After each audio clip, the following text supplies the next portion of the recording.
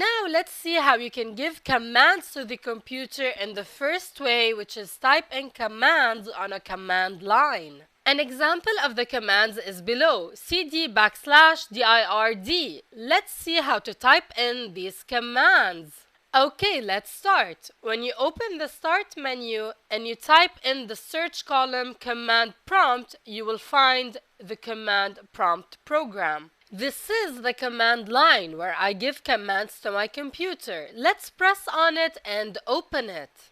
Okay, this is the command line. Now I will start to type in my command, cd \.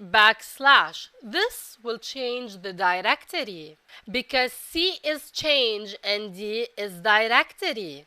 Okay, so here I have C, users, and Sana Qaddura, which is the user. By typing in the command cd, it will change my user. So I will go to a new directory.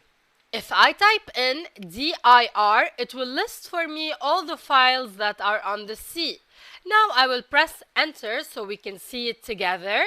So now I can see all the folders that are in the C. We have downloads, flash audio, and so on. Okay, now if I want to change the directory, I no longer want C, I want to go to D. And you know, the computer is separated into two hard drives, C and D.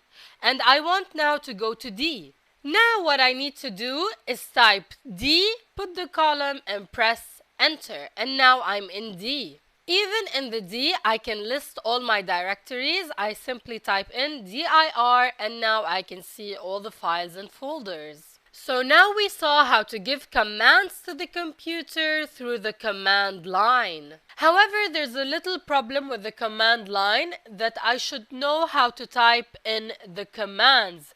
For example, if I write CRI, an error message will pop up. CRI is not recognized as an internal or external command, so I have to be specific with my commands.